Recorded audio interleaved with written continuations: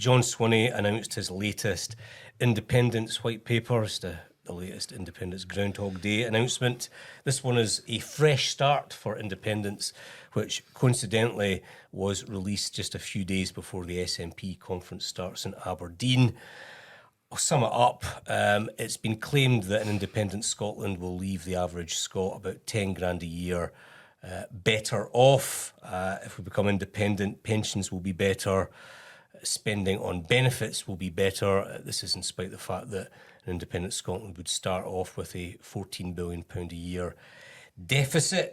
Smitty, is it a welcome clarification from Swinney on the possibilities of independence, or is it just a desperate wish list designed to appease SNP members? Well, I think there is a good thing, a good story to tell on independence. A lot of people were convinced by it in 2014. 45% of the electorate felt it was their best bet. I mean, independence to me is still quite an attractive prospect.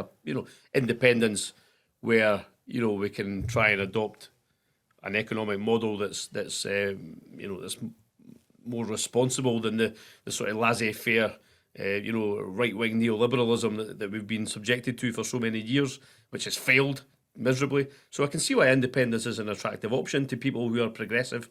And I think Swinney says the right things in terms of how that could work. But the problem is there's nothing new in what he's saying.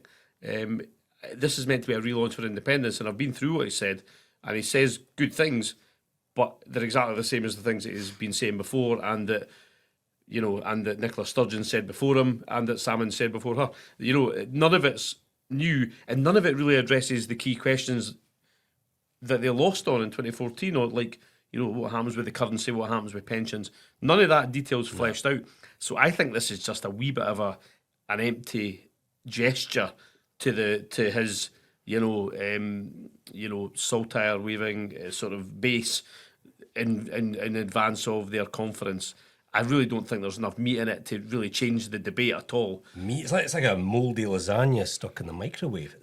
This is what they're saying on currency. So if you accept that the economic case cost on the independence referendum the first time around, and currency was a big issue, this is what the paper says. On independence, Scotland would continue to use the pound sterling for a period before moving to the Scottish pound. And that's it.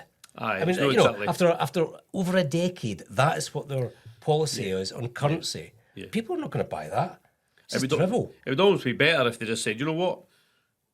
I mean, I think, by the way, that it would be economic madness for a rump UK not to allow Scotland to use the pound, given that, so much oil, whiskey, so many UK exports, are from this geographical area that we call Scotland. It'd be crazy of Rump UK to sort of ban Scotland from using the pound. And of course, any country they could use the pound. They could use whatever they want. It's the infrastructure of the Bank of England. Well, so that's the issue. So it'd be like a sort of wildcat use of the pound. It would, and then we wouldn't have our hands on the fiscal levers we need to really transform the country. So but that's a really wishy-washy solution. We'll use the pound and then we'll create our own currency. How are you going to create your own currency, and in what form? And if they are going to create their own currency, I take it would be pegged to the pound. But how are you going to go about that? I would have liked to have seen more meat on the bones of this strategy. But in the absence of that, it looks to me like it's just blethers. Do you know what I think? This is the element that has no credibility for me. You look at Brexit. Pulling out of a long-standing political union is really difficult. Once you open the boot up, there's all sorts of horrors in there. It may be worth it in the end. So if Scotland becomes independent, could it be better off in 20 years? It's possible, I don't know. But to deny the pain and the struggle and the sacrifices that would have to be made in the early years, setting up a new state, dealing with that deficit, just sort of brushing that off, I think is treating voters with contempt. And, you read these documents that the SNP put out and it's just, everything's positive. Everything will be all right in the night.